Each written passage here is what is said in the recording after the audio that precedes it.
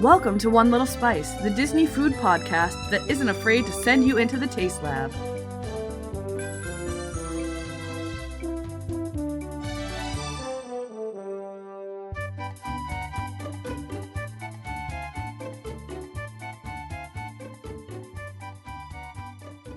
Welcome to episode 51.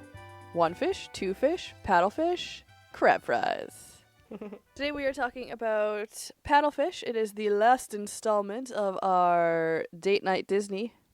And we wanted to take you to Paddlefish because we really loved it. We are going to go over appetizers, desserts, and drinks again like we did with the Edison. And tell you a little bit about their amazing roof deck bar as well. I'm Julie. And I'm Amy. But first, it's time for Amy's Daily Dish. Amy, what's your dish? Iggy. Let's dish. Item 1. Doesn't it always seem like it's time for brunch? Always. Always. This is the link, so you can look at it while I speak words. Sweet.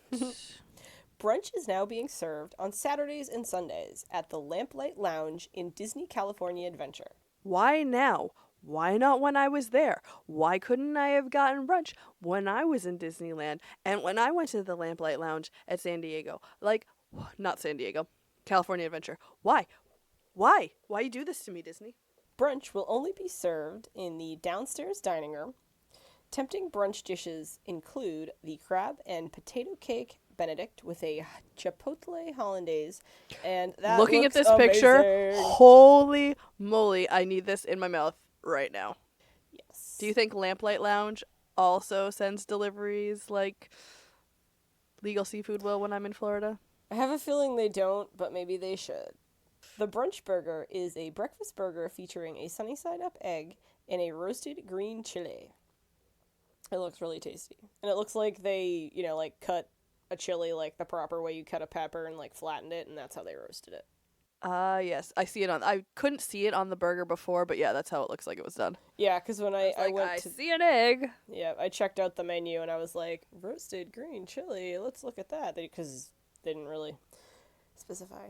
Alright, and so next up, the Indulgent French Toast features exceptionally thick-cut cinnamon brown sugar challah bread French toast with Irish cream whipped cream, which, oh my goodness, Irish cream whipped cream, Julie. Irish cream, good. Whipped cream, good. Irish whipped cream, amazing! Yes. It also has macerated berries, maple syrup, and a house-made almond brittle. Yummy. Yummy, yum, yum, yum. They also have a flight of mimosas featuring 4 seasonal variations. Now, if we go and look at the menu, as Julie has been, the flight of mimosas, they have... Where did it go? Have we talked about everything yet? Where are we? I didn't do everything on the page. I picked a few items out and figured... Okay, we need to talk about the adorable... It's a brunch quesadilla? Is that what it is? With the little Mickey? Yes, I believe so. Yeah, brunch quesadilla or an omelet, both served with egg whites and cheddar jack cheese. Yeah, a small portion of the indulgent breakfast for a mini brunch bagel. The quesadilla has a little Mickey print. It's so cute. Burnt into it. Not burnt, but you know what I mean. Yeah, it's super adorable. It might even be a food. And then the stamp omelet or has something. little goldfish on it. It's just even the kids portion of this brunch looks like they put a ton of effort into it, which is amazing. And the Lamplight Lounge is really awesome. We got Lobster Nachos when I went with Jonna, and they were phenomenal. So 2 things. First, I did not notice the goldfish until you pointed them out, and I'm like, That's what I'm here for. And look at that bacon. It's just the perfect right? photography bacon. And the French toast sticks look like little logs, little wood. It looks like the ends have wood grain on them. It's so crazy. It does not look like they're made of wood, but it looks like they're made of wood, if that makes any sense. They still look delicious. All right, did we talk about the flight? Because I know you mentioned it, but I think I got distracted with other food. Yes, you did. So the flight of mimosas, it's this cute little carrier thing, which is I love when they do a flight and it has its own little holder. And it has... Like the one at the Brown Derby Lounge. Yes. And this has what I feel like I could describe as 4 miniature Coca-Cola glasses, like that shape. Yep. Okay. So that shape, and they each have a mimosa in them. And there you get a classic orange juice mimosa as well as versions with mango, watermelon, and then the seasonal mimosa. It just looks really tasty, and I want to mimosa it up. The Bloody Mary one sounds amazing because it has dill pickle brine in it. Oh, yeah. Oh, yeah. I bought dill pickles, like fresh dill pickles, if that makes any sense. Like, you must keep this jar refrigerated. That's how we buy our dill pickles. Yes. Sometimes I want one of the other kind, but obviously... Sometimes those are really good, too. I know. And I never know which ones to buy. But yeah, so Disneyland, if you are there on a Saturday or a Sunday, you can get brunch. And by Disneyland, I mean Disneyland Resort, specifically the Park of Disney California Adventure, because, you know, the Lamplight Lounge is not in Disneyland proper. Yeah, California Adventure was really fun. Because it has Pixar Pier, which is where the Lamplight Lounge is. Nice. Yeah, and you can get lemon snow cones from the Abominable Snow Cone place, which is really great because it's called It's Lemon. Item 2. Wait, I don't need a reservation for Star Wars Land anymore? So, let me tell you a fun story about Star Wars Land before you start your item 2 because it was hilarious. So, I saw a post on the internet that was something along the lines of how to enjoy Star Wars World if you're not a Star Wars fan. Why? And I took a screenshot of it and sent it to Jason and was like, you let the fans enjoy the park for a good year or so, and then you go hang out in Star Wars World. So like, that is how you enjoy Star Wars World when you're not a fan. I'm just like, why would anyone want to go to that effort to see it? And that, you know what I'm saying, you know, that makes sense. Or be in those crowds if they weren't actually. Yeah. That's what I mean. And be in those crowds. Why would? But they I guess want to if be in those you crowds? love someone who is a huge Star Wars fan and drags you there, I guess that could be like one of like how you could enjoy. Well, I mean, obviously you're with someone that you love who's enjoying Star Wars World, so you should be loving that they're loving it. But I'm just saying. Yes. But I just thought it was really funny because I was like, you stay away and let us true fans enjoy it, all right?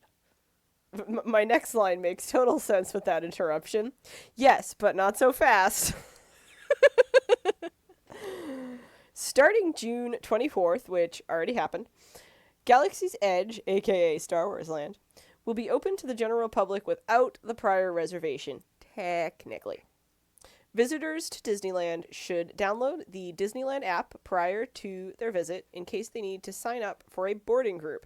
So every time I go to write Disneyland app, I'm just like, Disney Parks app, and I'm like, wait, no, that Disneyland has a different app. Darn it.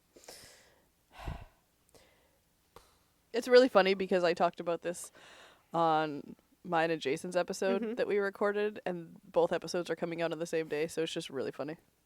Yes.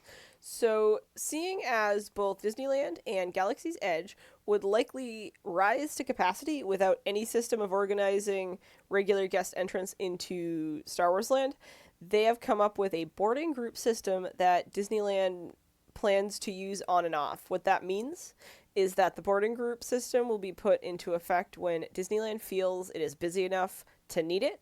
So I would plan to expect to be using it for the next few months at least, probably longer. Obviously, even after it's no longer a daily thing, you're going to see like weekend and surrounding weekend days, it's going to swell more to capacity than like midweek probably. I mean, weekends are definitely going to be busier, and with the new Flex Pass that Disneyland is doing, it's their middle tier of annual pass. I talk about it on F Yeah Disney on our second episode, I believe, if anybody wants to go listen to that in more detail. But it is about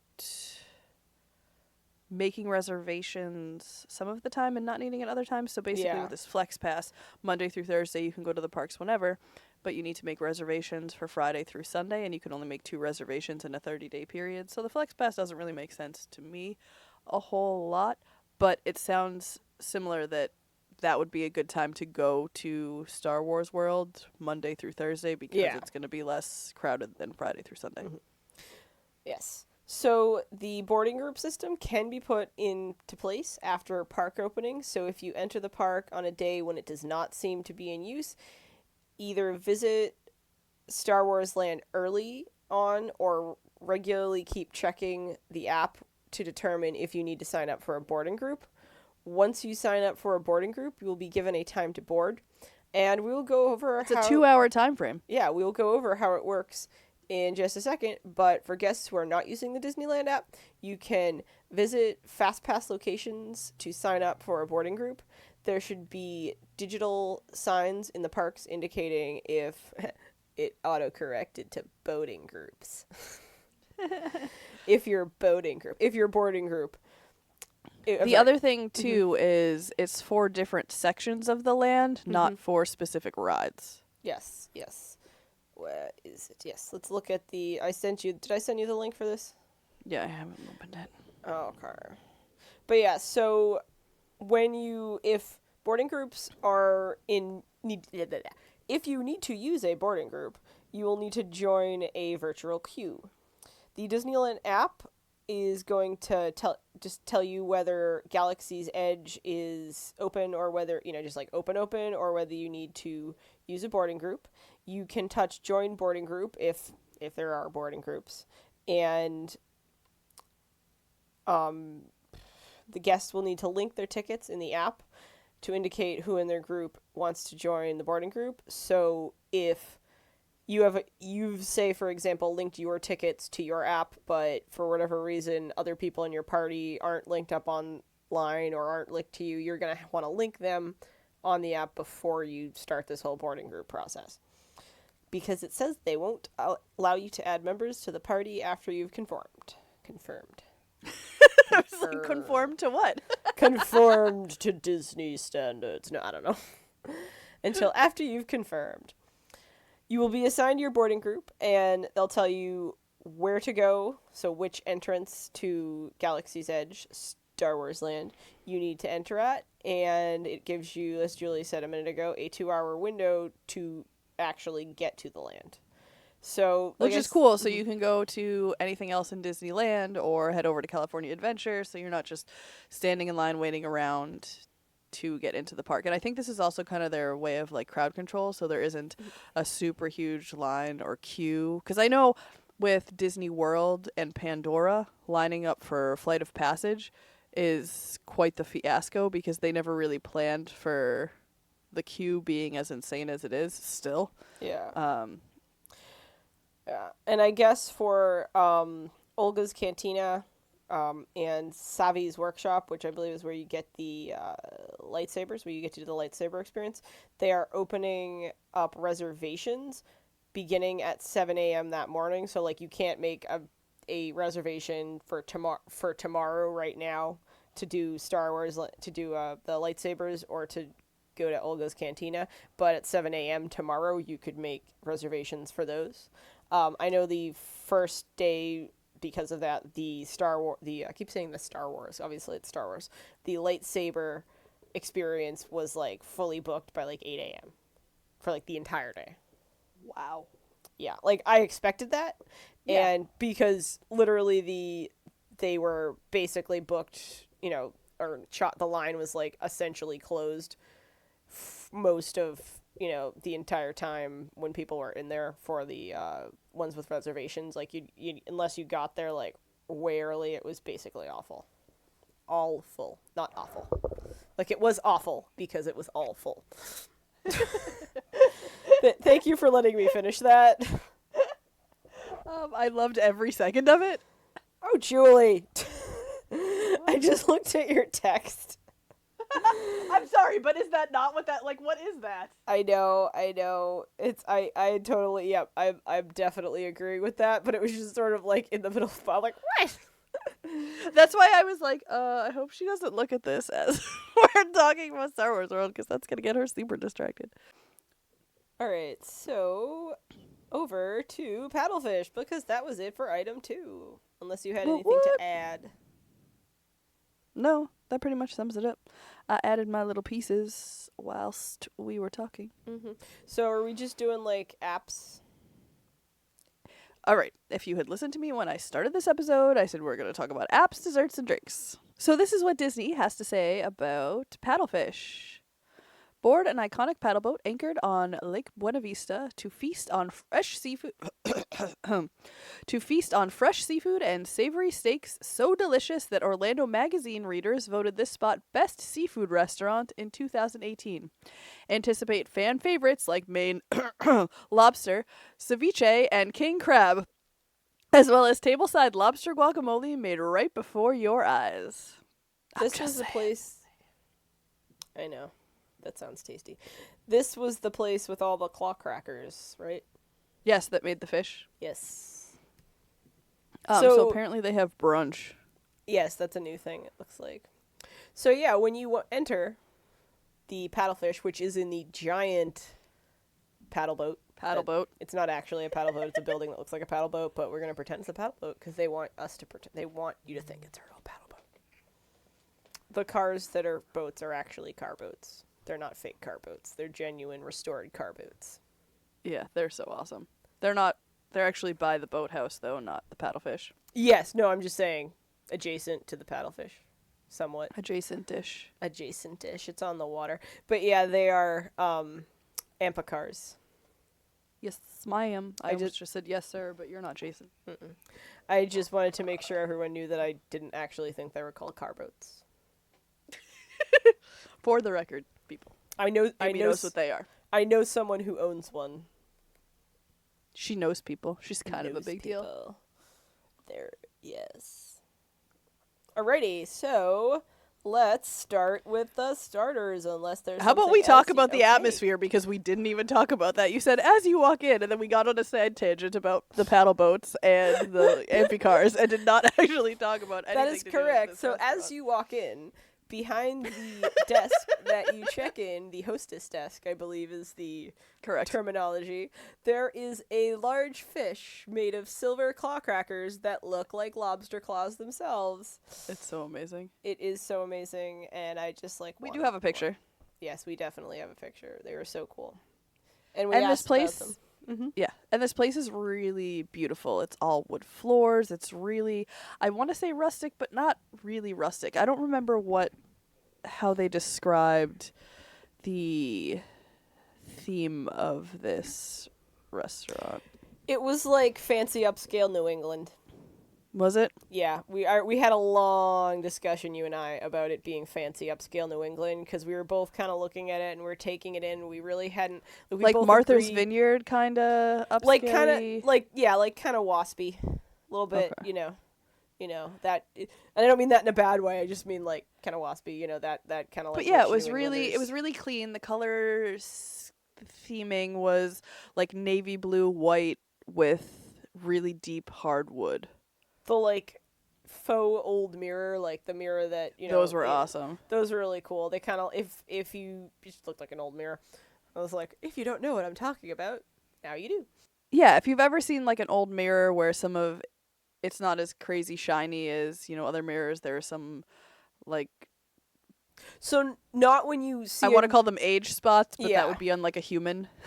Yeah, but it's not like when you go see an old mirror and like the foil has like peeled off and like you have this like one black spot, but like when it's still like intact, but because it's an old mirror and the way they used to make mirrors, it's starting to just like the finish on the back, the silver on the back is starting to like just tarnish a little bit, and it's kind of like an overall like spotty pattern, but it's like fairly even. Yep. So it's like throughout the whole mirror. Yeah, and it's like... And Amy and I were looking at it, and we were like, did they do this on purpose? Was this intentional? Did they reuse mirrors from the old restaurant? Yeah, we were just trying to figure it out, and I think we asked, they're like, these are supposed to look like this, right? And they're like, oh, yeah. I was just like, because it's so well done. It was just so well done. Yeah. But yeah, so everything's very like... And it was bright and open. There were so many windows, and... where we sat, we weren't right up against the window, but we could still see into Lake Buena Vista. It was really, really beautiful. I wouldn't be surprised if I walked in and I saw they were doing a Martha Stewart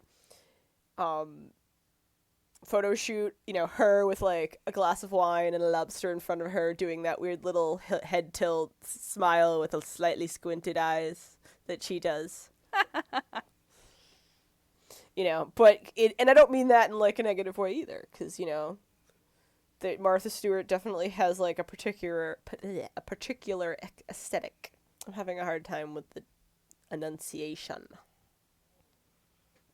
Who makes enunciation the word for not being able to enunciate things properly? Like, I get that it's enunciate, but it's like, what's wrong? I have poor enunciation. It's like, well, you can't say that because you can't enunciate. And now, Amy's philosophical thought of the day. It was just really beautiful and really... I want to describe it as fresh, but it had a very fresh feel. It was very clean. That's the word I'm looking for. Yes. It was beautiful. It was. So now we will start with the starters. Start with the starters. See, I'm already picking up my Florida accent. I'm pronouncing my R's. I mean, not that I didn't always pronounce my R's anyways, but that was like... more R-y. Extra R-y. Yeah, and I'm compensating. To keep this a New England podcast. No. A New England podcast. Yes, a New England podcast. All All right. right. We'll start with... Let's do this. We'll start with the crab cakes. Mm-hmm. Uh... It's got Mock remoulade. shoe? What is that? What is mock shoe? I'm not sure. I'm going to have to Google that before we talk about this. Mac shoe. Like, is it mock shoe? Like a fake shoe? No, it's M-A-Q-E. Yeah, that's what I'm saying, and they spelled it U-E. wrong. No. I don't know. A mock shoe is a traditional dish of southern Louisiana. It is thought to be an amalgam of Creole and American Indian cultural influence, and the name is likely to derive from French interpretation It might be of the spices. the Native American name. It might be Hold on, I'm gonna read it. Okay. So, it contains corn, green bell pepper, onion, and sometimes garlic, celery, and tomato. And the ingredients are braised in a pot. Historically, bacon grease was used for the braising stage. And it says the vegetables are then left to simmer until they reach a tender consistency with chicken stock or water added as necessary. So it looks like this is kind of served on the side of Yeah, the that crab makes more cake sense. instead of Mixed in. a tartar sauce. Yeah, well, and it has a remoulade, and remoulade is a delicious, delicious sauce. And served with fried green tomato, so Yes. this crab cake just sounds phenomenal on Yeah, all levels. I want that. Yes, next stuff- remoulade is a fancy, yes. Yes. Next stuff. Oh, actually, maybe the mock shoe is kind of like Mixed in? the bed of greens that normally crab cakes are served on. Yeah, that would make sense. But yeah, so up next is beef skewers with a hazelnut romesco and pickled onions. Now, this sounds amazing, but when I go to Paddlefish, I want to be eating fish. Yeah. Like This sounds really good, and I'm tempted to get it because pickled onions are amazing. We love pickled onions. we love pickled onions. And hazelnut romesco sounds phenomenal, but I'm not going to order a beef skewer at Paddlefish. Nope. I mean, maybe someday we will, but Yeah, once you've tried everything else. reluctantly. Maybe I'll make Jason bring it home for me one day, so I won't know that it's from Paddlefish. I won't have to eat it at Paddlefish. Yes. Or you could just get it to go from Paddlefish. But I have to not know that it can't, I can't be the one picking it up from Paddlefish. Oh, okay. That's fine then. That's why he can pick it up one day after work, and I can be like, babe, bring this home for me. I need to try it, but I just don't say the word Paddlefish when you bring it home to me. And that will be how we try it to tell the world about it. Excellent. So calamari, shishito peppers, and papadou. Papadou? Papadou. I thought it was papadou, but shishito. Papadou. with an E. Anyways, Papadou. I'll do the E. So it's shishito and papadou peppers, and puri puri. Nope, it's a Papadou piri piri. Oh. sauce. Oh, okay, that makes more sense. So shishito peppers and a peppadew peri sauce. Sauce. Peppadew. Just call it a piri. A peppadew's. Okay, I'm gonna stop saying words now. Right. Unless you have any. So many bloopers for this episode. Yeah, I think our blooper reel is going to be as long as this episode. Okay, so unless you have anything to add, let's move on to jumbo lump crab cake. Yeah, jumbo. No, we're doing that last. Let's move on to fried green tomatoes. So the calamari is served with shishito peppers and a peppadew piri. Do you have charred octopus on yours? Nope. Okay, perfect. So not at lunch, but at dinner, they have a charred octopus for a starter. So if you get to have a dinner date, this is a very good one to try. So the charred octopus is served with cannelloni beans, chorizo, and smoked paprika oil. Nice. Oh, I'm very excited about the fried green tomatoes. Yes, it has an elote, queso fresco, and remoulade. And elote is Mexican street corn for all of you humans out there that don't know what that is. It's delicious. I want to eat so some now. So the two that we had are the last two that we left, obviously, because we want to talk about them. But they are the lobster corn dogs that is served with sweet chili aioli. And jumbo lump crab topped fries with lump blue crab, Louis. Bleh. Okay, skin on French fries, lump blue crab, and Louis dressing. Holy moly. So good. Both of these were amazing. So the lobster corn dogs are made with warm water lobster, which is weird. It is, but it was tasty. But they were very good. They were sweet, really, not crispy lobster. I don't know how to say it. Like, they had a pop to them when you bit into them, which was really, really, really delicious. So when you think corn dog, you think really thick. There you go. They snap. When you think of a corn dog, you think of, like, extra thick topping of cornmeal, cornbread. It's basically around like a hot dog. Yeah, it's basically like a hot dog in a deep fried corn muffin. More or less. This is more of like a cornmeal tempura. But not even so that it thick. was very, very, very light and just slightly fried. It didn't take away from the flavor of the lobster. It just added to it because the lobster is already sweet. And freshwater lobster are even sweeter, believe it or not, than like a Maine lobster. And the cornmeal really complemented the flavor nicely. And then the sweet chili aioli like threw it over the top. I'm not sure that this would be like an every time type of appetizer for me, but I'd definitely get it again. Only because it was really, really good. It's I really want to try the other ones. Yeah, it's a large filling appetizer, so keep that in mind. mind. I didn't think it was large or filling. There were only 3 skewers, and they were very small. I thought they were pretty... Well, that's right. We were super full already. Well, okay, so the fries are a very large appetizer. Yes. The fries were probably the best appetizer of French fries that I've ever had in my entire life. They were very And good. I've had some really amazing poutine. So, it's this massive bowl of French fries. Really, really good French fries. Really good French fries. Like shoestring really good French fries. And then all of this lump crab. Like to the point where we thought we had eaten all of the lump crab. And then there was more pieces crab. had trickled down to the bottom. I was so surprised with how much crab was on. They probably took an entire 16-ounce can of crab and put it on this. It was phenomenal. And then the Louis dressing was kind of like, it's really hard to explain. It was kind of like a remoulade, kind of like a Thousand Island-y sort of dressing, but better. It was so delicious. So, I feel like a way kind of to put a little note on this dish, I should say, is so this could, depending on your tastes...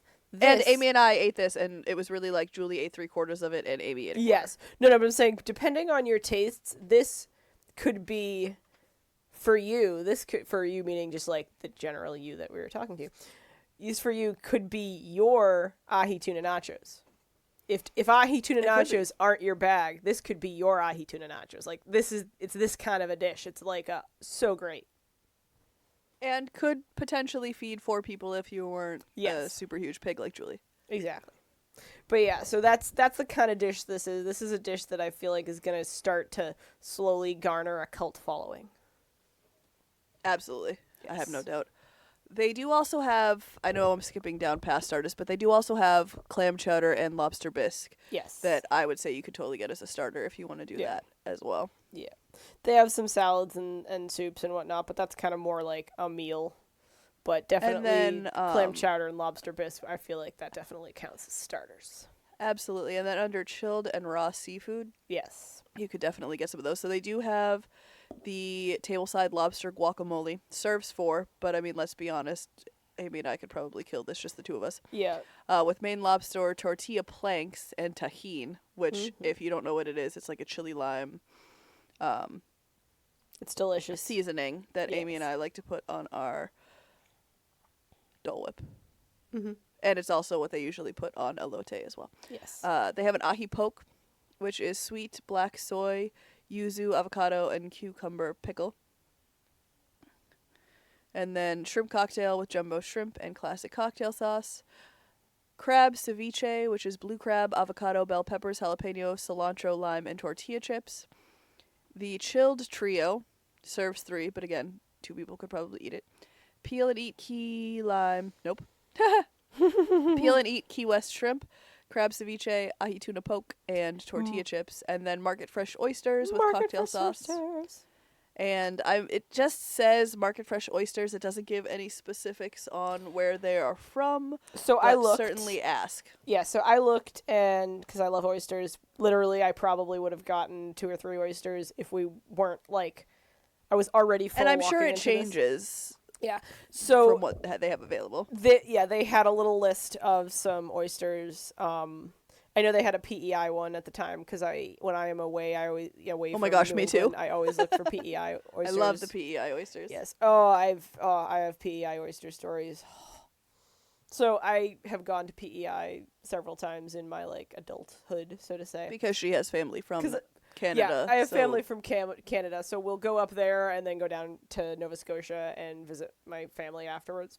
But so they have amazing oysters there, and I always end up getting there like right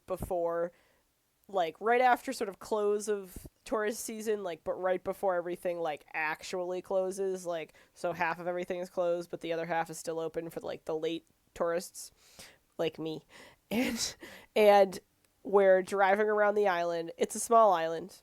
But we're driving around the island, and we're basically like top center, and we see this like oyster house, big restaurant, whatnot. So I was like, we're hungry. My mother. This is the first time we went. I'm hungry. My mother's hungry. I like oysters. My mother likes all seafood. Otherwise, she does like oysters, just not as much as I do.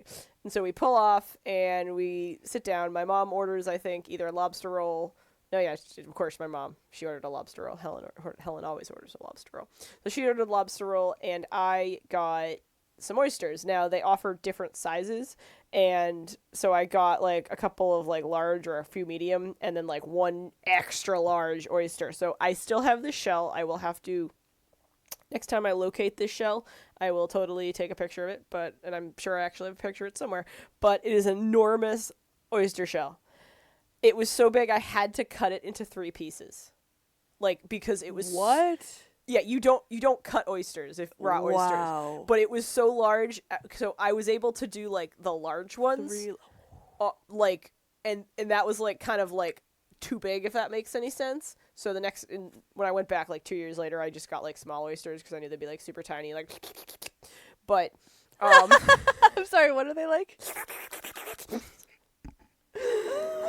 But, so I had to cut the extra large. It was that massive into 3 pieces because I was literally going to choke on this oyster.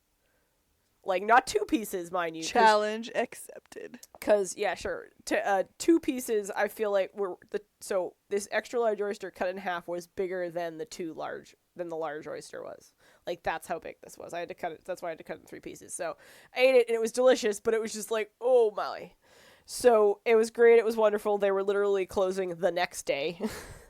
that was their last day they were open for the season. So a few years later, we came back, and this time we brought we brought my father with us. My mother and I did. And, of course, we had to stop at this place. And it was, again, like a day or two before it closed. And I could talk forever about PEI and how wonderful it is. And maybe at some point I'll have a reason to again. But oysters. I'm super jealous I of can all see your you PEI now. stories because I would super love PEI stories like that. Oh, yeah. You'll get to go. You should totally go. We could go at some point. But you should go with Jason because it's very romantic. Is that why you go with your mom? No, but it is totally romantic. Like when I'm driving, I know. But like when I'm driving around PEI, I'm just like, wow, this would be a really romantic vacation. Because it's just like nature and beauty and majesty and Anne of Green Gables and Gilbert Blythe. I definitely want to do one of the seafood boils sometime. We'll do that at some point. That'll be great. All right, so yeah, those market fresh oysters are good. Yep. And if there's a PEI one on the menu, definitely try it because I have never been to PEI myself. Prince Edward Island, for anybody who doesn't understand what we're talking about. Because I don't think we said that at all. Yep. But I always look for those on the menu as well because they're always just such delicious oysters. I also like Wellfleet if you guys get a chance to get those too. But usually under what type of oyster it is, they'll kind of give you a description of whether it's like really briny or on the sweeter side, so you can kind of get a feel for what you're looking when you get your oysters. And they are served raw. Yes. So I also missed the best part of that story that I was telling because I got so tied up in talking about how I had to cut the oyster into 3 pieces or had to cut the oyster at all. So I asked them where they caught these, meaning like where around the island, and the lady literally just points out the window at the sea. Oh, that's amazing. Like literally meaning like that bay. So that was amazing. And so the restaurants in PEI, the seafood restaurants, like more down in the main areas, like closer to the bridge, the like large city, what do they call it? I want to say Charlottetown. Yeah, Charlottetown. They will have oysters from like the whole island. It's really cool. So you can like tour the island via oyster. That's so cool. Like an oyster tour of the island. Yes, it's amazing. All right, so I believe I'm going to add that to our bucket list right yes. now. We are on to desserts. Desserts. So they have a brownie milkshake, chocolate ganache. That sounds amazing. Yes, caramel popcorn and whipped cream. Say it all again because I interrupted you. Chocolate ganache, caramel popcorn, whipped cream. Yummy. Yum. Yum, yum, yum. They also have a flourless chocolate cake, which has mascarpone and raspberry coulis. Coolie. It's super coolie. The chocolate creme brulee is served with fresh raspberries. And the spiced apple bread pudding sounds delicious. I was never a big fan of bread pudding until we had that bread pudding at Ohana, and now I want to try every bread pudding I see everywhere. Bread pudding is delicious. So spiced apple bread pudding is served with vanilla ice cream and caramel. The New York, blah, blah, blah. The New York. New York. The New York style cheesecake with farm fresh strawberry compote. Yum.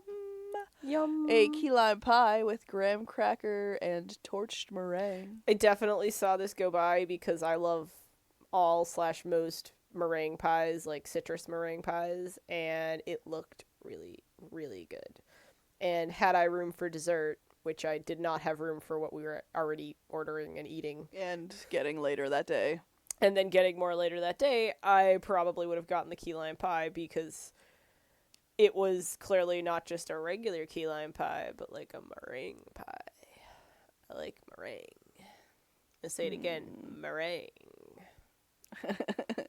And then they have the pecan chicory espresso martini with cathead pecan vodka, hoodoo chicory liqueur, and espresso. Now, I don't think they're on the menu here, but I just want to talk about how they have alcoholic push pops. Yes. I believe they have 3 flavors, 2 or 3 flavors. They are $12 a piece, but up on the roof deck that we have not been to, but I've seen pictures and it just looks really fun. And like that would be a really cool place to have the date night because it's more datey atmosphere. But I would definitely love to sit in one of those comfy chairs on the roof deck, get myself an alcoholic push pop, and watch the sun go down. Yeah, they were telling us about the roof deck, and we were definitely doing one of those, well, if we can possibly make it back here, but then other things took us farther away. And they were awesome other things, so we're not complaining, but we were definitely considering if we could fit that into our afternoon plans. Because they don't open the roof deck until a little later. Correct. Alrighty. Because we wanted to sit on the roof deck, and we were like, fine. Alright, so shall we look at their libations and rocks? Or are we not doing drinks this time? We should. So there are some beers and some ciders that they have, and wines. But the real stars are the libations and rocks. Yes. So the first one is the Lily Spritz with Masfi, Cochi Rosa, and Seltzer.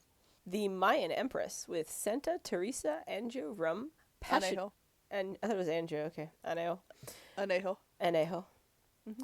Mayan Empress with Santa Teresa Anejo Rum, Passion Fruit, Pineapple Juice, and Fresh Lemon. Limon. The Prohibition Mai Tai is with Scarlet Abyss, Orget, Banana Liqueur, Fresh Lime, Scrappy Orleans, and Bourbon Cherry. Mm-hmm. And I believe this was the one I got, the Southern Sangria, Medley Brothers Bourbon, Peach Liqueur, how would you say that? Tempranillo? I lost it. Tempranillo. Tempranillo.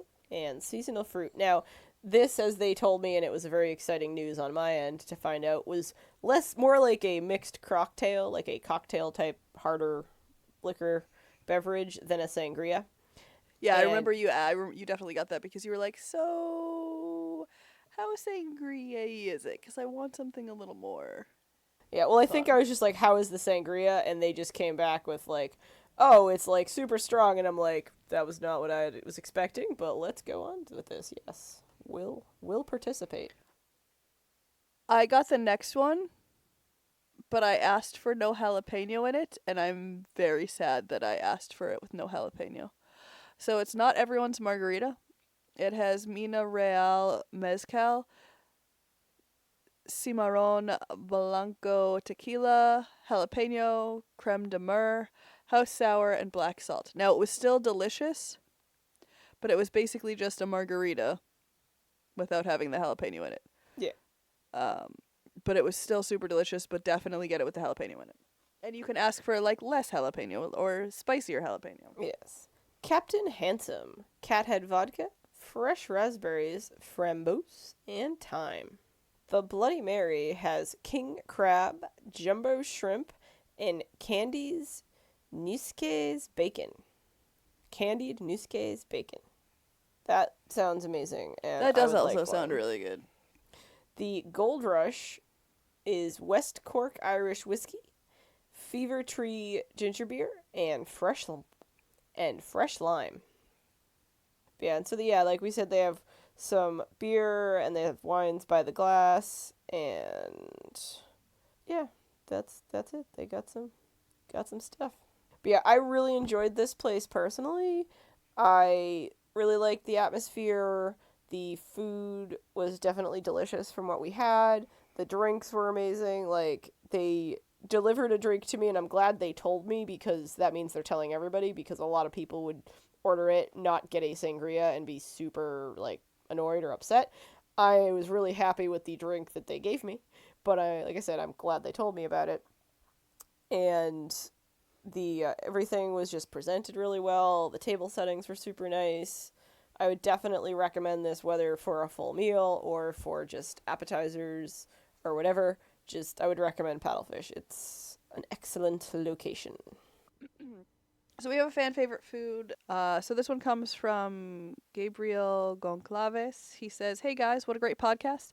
I just found out through Lou Pimenta from Disney BR Podcast No, I'm listening to your other episodes. I've just finished number 34 about Pinocchio Village House. I was a cast member there in 2006 and had a great time. Your podcast brought some memories. I know the focus is current menu, but the classic item in Pinocchio's was the Figaro fries. French fries, romaine lettuce, bacon bits, melted cheddar, and ranch dressing. It was amazing. You asked listeners to send their favorite snacks. Mine are the cream cheese-filled pretzels, which they have in the 4 parks, and the incredible PB&J milkshake available only in 50's Primetime Diner and Dad's Tune-In Lounge in Hollywood Studios. Please keep up the great work. Aww. So thank you, Gabrielle. We also enjoy the PB&J milkshake. It's phenomenal. If you'd like to share your fan favorite food with us, please share it with us to our email, onelittlespice@gmail.com. You can also share it as a direct message to any of our social media. You can follow us on Instagram at @1_little_spice. On Instagram, we are at @1littlespice. On Facebook, you can search One Little Spice. Make sure you like our page and join our group so that you can continue the Disney conversation after the podcast is over. We are on Patreon. You can support us on Patreon by becoming a patron. We have some really awesome exclusives there, such as the Magical Snack Corner and a really awesome button pack. By going to www.patreon.com/onelittlespice, you can become a patron and support us. By supporting us, you will help us be able to bring you even more Disney food content even more often. Example, we are starting our webpage. It is www.onelittlespice.com. We finally got our domain. Woo! I was sitting on it. It took forever, but it is finally ours, and it exists. I just added our first recipe in honor of the Aladdin live action movie release. And it is Magic Carpet egg rolls, which were inspired by the spring rolls in Adventureland. And it's Aladdin themed and really awesome, and hence the Magic Carpet egg rolls name. So definitely head over there, check it out. You can also enter your email address to subscribe to make sure that you are the first one to hear when our full website is launched. We are on TeePublic. On TeePublic is where you can get all of our merchandise. We have t-shirts and sweatshirts and mugs and stickers and all sorts of awesome stuff. So the link is in the description of this episode, but you can also head over to teepublic.com and search One Little Spice, and we are the first ones to pop up there. We are on YouTube as well, and we are the Taste Lab, so make sure you head over there and subscribe to our channel so that you will get all the latest updates on our vlogs. Right now we have the Le Cellier cheddar cheese soup, as well as the 7 vegetable terrine from Ackers House. These videos are our way of helping you bring even more Disney magic into your kitchen. Thank you so much for listening, and just remember, every recipe starts with one little spice. Martha. Okay. I wouldn't be Martha. I wouldn't. Yes. I think you're probably going to edit this part where we keep saying, are we going to talk about the Cinemas Coast cocktail? Cocktail! Disney should open up a new park and call it San Diego Adventure and see how well that goes. Made lobster my butt. Chipotle tweets, I've been a vegetarian since age 12. I just had the chorizo and it's so good. Texture and flavor is exactly like real meat. Chipotle, do you mean sofritas? Chorizo is meat. No, I had chorizo because I'm a vegetarian. I don't eat meat. Chorizo is meat. And then she goes, well, after my chorizo incident yesterday, I decided to keep this meat train rolling. And she has like pictures of bacon and like chicken and pork and all sorts of meat that she bought.